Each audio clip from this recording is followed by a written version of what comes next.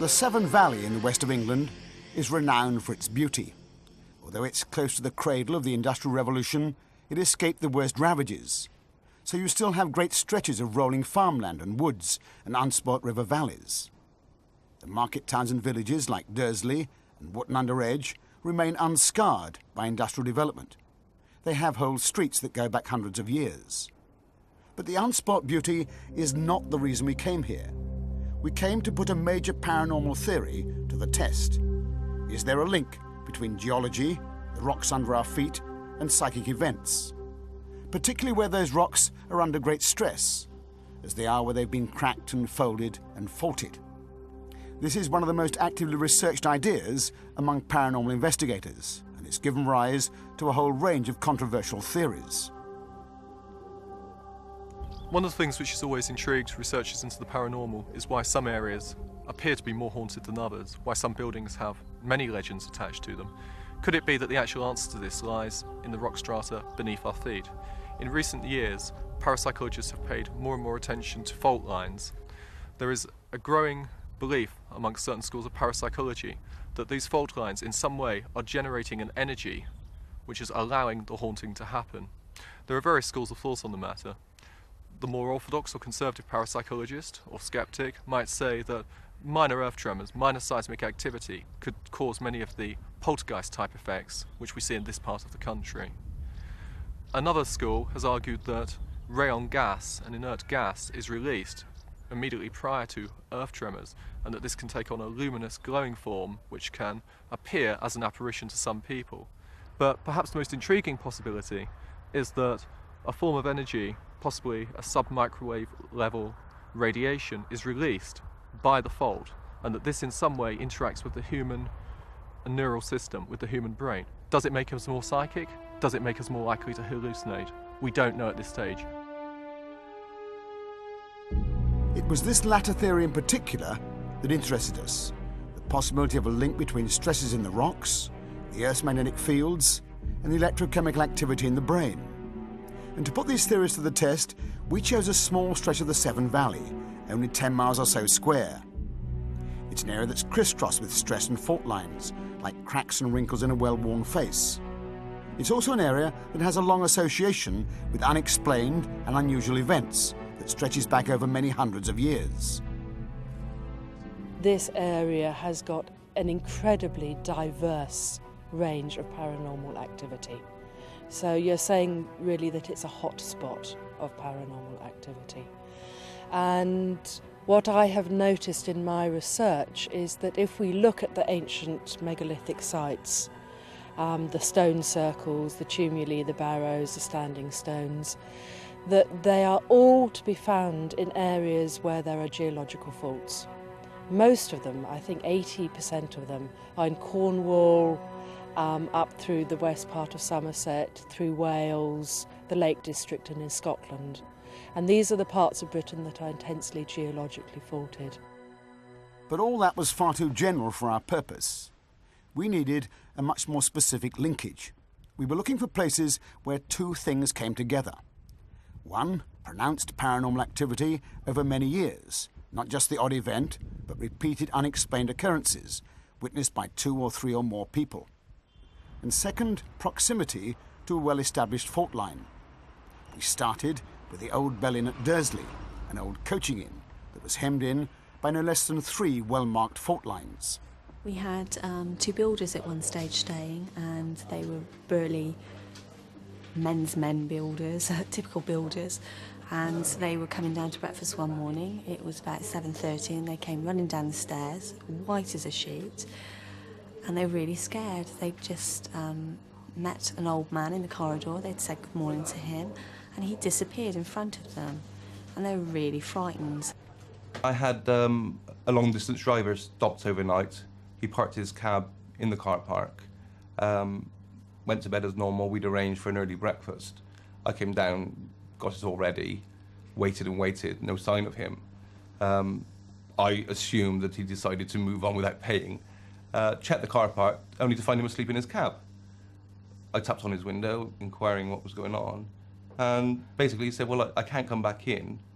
He'd actually seen a figure of a gentleman an old gentleman. He said he was very well dressed.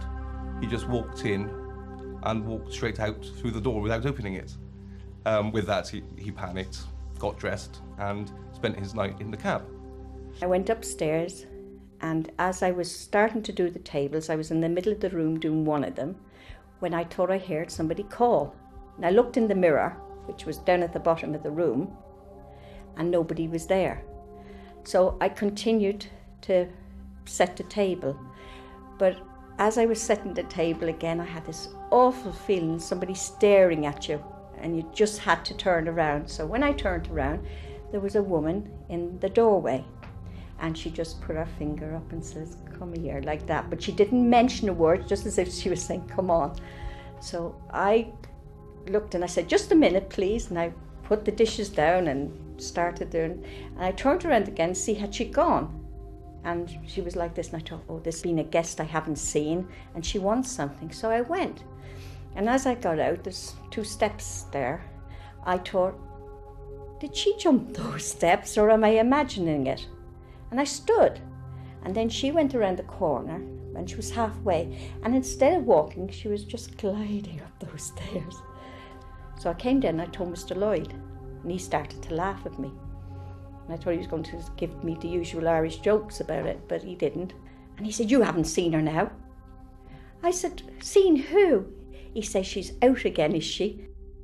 There were many other stories of apparitions, but also accounts of repeated poltergeist activity, sudden unexplained bursts of energy that cause strange noises or move things around, or just simply surprising events. When Thursday or Friday I came in here, I can't remember when it was, in the afternoon, hot summer day, and came into Bamber to have a quickly chat what was going on the weekend, and we all of a sudden we spotted above us in the corridor downstairs that the central heating pipes were all frozen over, completely crusted over with white ice, same as inside your refrigerator cooler box, like that sort of white stuff. So anyways, me and Bamber said that was quite strange, so we followed it down into the cellar where the system is, and we got down there, and he couldn't believe it. That he said, "Well, it's even switched off. So how can something be going wrong when it's even switched off?" And you know, bearing in mind it's a blooming hot day, we had no explanation for it. So we came back upstairs and stood there, carrying on talking the conversation. Just sort of couldn't really work out what it was, and sort of tried to forget about it. And within a couple of minutes, you know, it all started dripping on the shoulders and thawing out, and just cleared slowly. You could watch it clearing all the way back down. Old ladies floating up and down stairs, severely frightened lorry drivers. It would seem like a positive strike. The bell-in met both our conditions. But it didn't end there. The fault line at the bell happens to run along the main street. If the theory has any validity, should we not expect to find at least some activity in one or more of the neighbouring houses? As soon as we began our inquiries, we did. One of the 3 faults, runs directly under the street, or just behind the street, within 30 metres of the whole length of the street, according to my calculations. The other 2 faults actually run at 90 degrees and frame the bell on either side. Down the road from the bell are the sites of 2 other public houses, which again have their own hauntings associated with them. Even further down the street, we have another house where I was once informed a monk has been seen. Now, I'm always sceptical of monks because, of course, they can be any kind of shadow. But if we move further up to the other end of the street, we have a shop in which there is yet another apparitional encounter. We spoke to one of the people who lives above the shop in the house at the top of the road. She didn't wish to be identified, but she and her partner had experienced such an overwhelming number of strange and otherworldly events over the past few years that they were no longer frightened by them. They'd become a familiar part of their lives. It's just weird little things, like the room would be absolutely immaculate. You go out, you come back, everything would be all over the place. You know, all over the place, as if someone's just come in, trashed it and gone back out, you know? It's weird. And sometimes when we're watching telly, you hear funny noises and you see like shadows. I think it was yesterday morning, my boyfriend woke up and he's seen sort of something stood there at the side of him. He just went cold and he couldn't go to sleep for a while. He just put his head into the covers, like. And he told me the next morning, and I said, "Oh, it's probably because you don't talk to it." Steve, my boyfriend, says to me, "Oh, you shouldn't talk to it. You know, something might happen." But when you talk to it, you just feel like a cold sort of, the room goes a bit cold, but then it's never actually sort of physically hurt me. It's touched me on the arm and down the side of me, but it's never actually sort of gone to push me or physically hurt me in any way. In our quest for paranormal events, possibly linked to geological faults, we moved east from Dursley to the village of Ewley, and we called upon Alpen Manor. It lies close to the centre of the village, and the geological maps show that it lay very close indeed to a clearly established fault line. What about paranormal activity? Well, it seemed there was indeed a long history of unexplained events in the house. One of them had occurred only a few weeks earlier. Now, the little girl who has suddenly appeared in the house, I mean, I'm sure she's been here for a long time, just that we haven't been aware of her, but suddenly now, for the last 6 months, she's very much in evidence. I had to put some towels out up here, and I was coming through the corridor over there, and I came along and I saw this figure standing on the stairs. It was a couple of weeks ago, and she was standing here, but I couldn't see the whole of her because the door frame was blocking the rest of her view, but I could see some legs and some socks and black shoes, and I think she had a short dress on. And I was utterly petrified. I couldn't move. I was kind of rooted to the spot, and it couldn't have been any light or anything because it was about 11:30, and there were no lights on, there was no moon, and there was no sun. So she was just standing there, kind of unmoving, completely unmoving, and I couldn't quite believe that I'd seen a ghost. And then suddenly I just kind of thought, I've got to move, and I dropped the towels and ran back, and I was completely kind of shocked that I'd seen something kind of bizarre and not of this world. His whole face was sort of drawn, and he said, "Oh, I've seen the little girl, I've seen the little girl." And I then went through. I mean, I wasn't particularly happy about seeing the little girl either, but I went through, and all I could see was just a light in the staircase. And I asked her to go to bed. And that was so far the end of it, I don't know. By now, word had got around of what we were doing. We were asked to call in on the Ram Inn, or the ancient Ram Inn to give it its full name, in the village of Wootton-under-Edge. But did it lie close to a fault? We checked, and indeed it did. A fault runs down the valley under the house. Again, at short notice, we called in to talk to some of its customers. Myself and a friend come down one night, and we both sat in the dining room over there, I think it was then, and John, the owner, said to me and to my friend, he said, "There's something very strange about that corner over there."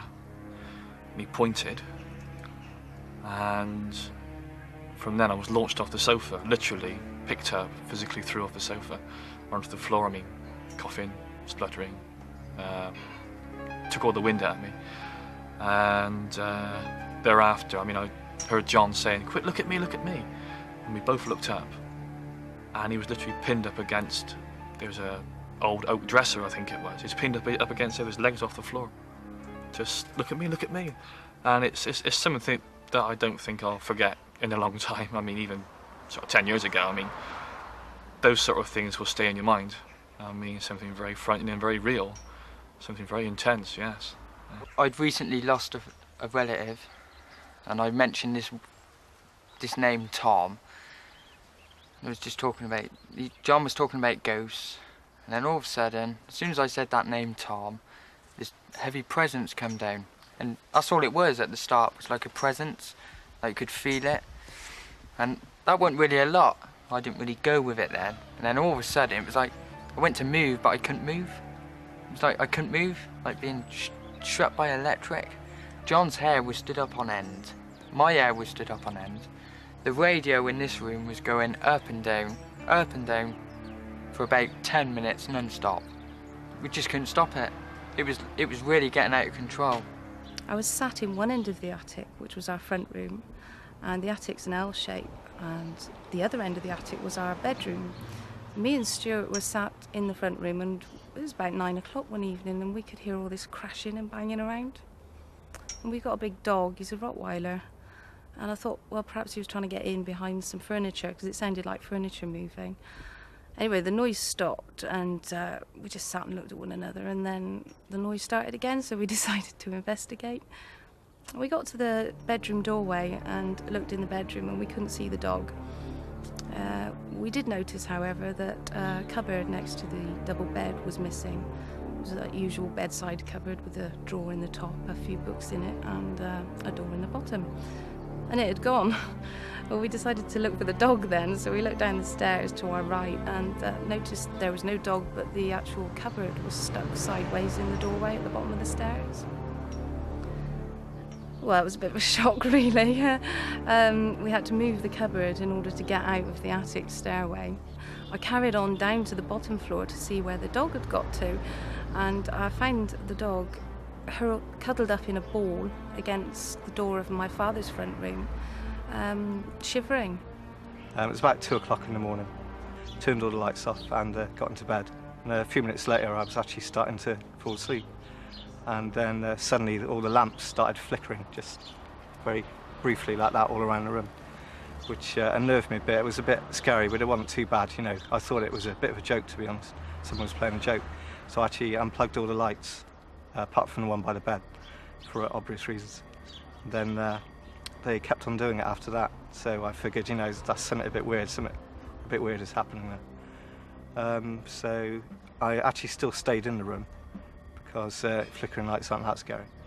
But then suddenly I felt this thing jump on the bed. It was a kind of a weight, and I felt kind of paw prints walking up my body, and I turned the lamp on by the bed because I hadn't unplugged that one. And I couldn't see anything except these 4 indentations, 2 in my chest, 2 in the top of my legs. And I just got up and left the room and slept downstairs the rest of the night. We actually visited 7 or 8 locations, all of which were very close to fault lines, and in all of which there seemed to be a clear record of paranormal activity. Most of them were older houses, dating back 100 years or more, but there is a predominance of that kind of house in the area. But one of them was modern, a filling station on the M5, where during the building of the motorway there had been many reports of sightings that seemed to be linked in some way to the Civil War, a mounted cavalier, for example. Another case which I'd looked at very briefly recently is a petrol station, a very modern, high-tech service station on the M5 motorway. And there we found that there were, throughout the late 70s and early 80s, rumours of a phantom cavalier. More recently, a chap who was driving home one night down a road behind the service station saw a figure appear in front of him and then pass through his car and vanish. And if you were to draw the connecting line, the geological line, down from the service station towards Dursley, you would find that the actual point on which the encounter occurred is actually on the fault. So, at least 7 sites, all very close to established faults, all with repeated reports of paranormal activity. Of course, that does not mean there is a causal link between the two. It doesn't amount to a scientific proof. But undoubtedly, it's a remarkable coincidence that in this small area, we should find this close correlation between faults on the one hand and long-continued psychic activity on the other. And of course, this is not the only part of the country where this relationship has been observed. So, what's going on? What are the theories about the nature of the linkage between the stresses in the rocks and the psychic events? As you might expect, there is no shortage of controversy. Some parapsychologists believe that all that's happening is that underground earth tremors or underground seismic activity generates movement or the release of gases such as rayon, which are seen as apparitions or which move objects, and that people are mistaking underground movement or even underground water under their house or subsidence. Those conditions are causing people to believe that their home is haunted. Other parapsychologists would go much further and would say that the underground seismic activity in these faults can generate sub-microwave level radiation, which can affect the brain and can affect our actual consciousness. Some parapsychologists go as far as suggesting that this may affect our neural transmitters and actually possibly open up new realms of insight, make us in some sense more psychically susceptible, more able to see things we normally can't. The theory that, as I understand it at the moment, is that the human body is exquisitely sensitive to changes in the Earth's magnetic field. The pineal gland that is within the centre of our brain is sensitive to the most minute change in the Earth's magnetic field, and in response it makes chemicals that take us into an altered state of consciousness, whereby we shift into a mode of thinking that is more dreamlike, connecting with archetypal, mythic type reality. When we're in an area like this, which has got multiple fault lines, the energy of the Earth is such that the fault line tremors, or just the presence of a fault line, is going to affect the Earth's magnetic field. Some scientists have argued that there could be a sort of physical explanation for these phenomena. That geomagnetic activity, either caused by fault lines or power lines, somehow interfaces with the brain and causes anomalous experiences. And they presented various types of evidence to support that. For example, if you map where the fault lines are in this country and then map where the poltergeist and sort of haunting sightings are, you get, something that looks like a correlation. The two seem to be matched. These are very controversial theories. It's early days yet with them. There are lots of different sort of measures of geomagnetic activity. And certainly if you search around hard enough in the data, perhaps you'll find one that matches up with the ghost sightings. So it's not a hard and fast theory. Maybe it's true, maybe it's not. It's certainly one that needs to be taken into account. One of the most interesting developments is that this issue is now being researched scientifically at the Faculty of Parapsychology at Edinburgh. And it's coming up with all kinds of fascinating insights. I mean, science already knows that we have a lot more than 5 senses. 5 are all we tend to admit to in everyday life, but on top of that we have heat receptors, movement receptors, we have tactile receptors in our skin, lots of different types, pressure sensors and so on. So we're already picking up a lot more information than we're normally aware of. Now, some paranormal phenomena could be due to this. It's just things that we're not normally aware of that for some reason has been brought into our awareness.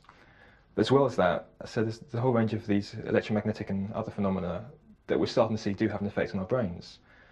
Part of the problem has been that most of the scientific models of our brains tend to be computer simulations. They're digital models, brain cells can be on or off, whereas our brain's actually an analog. It can have a whole sort of range of frequencies in between this on-off state. So we're starting to see that we are a lot more responsive in ways that we hadn't realised before. All over these islands, indeed all over the world, there are specific sites that seem to have a long association with spiritual or paranormal activity, and many of them are linked to geological stress points or formations of rocks and stones. The nature of the linkage has always puzzled and intrigued scientists, and it's long been a cause of controversial debate. There is no doubt that controversy will rattle on for many years to come. But could it be that we are on the verge of a whole new series of insights into the mysterious relationship between us, our human senses, and the rock strata under our feet?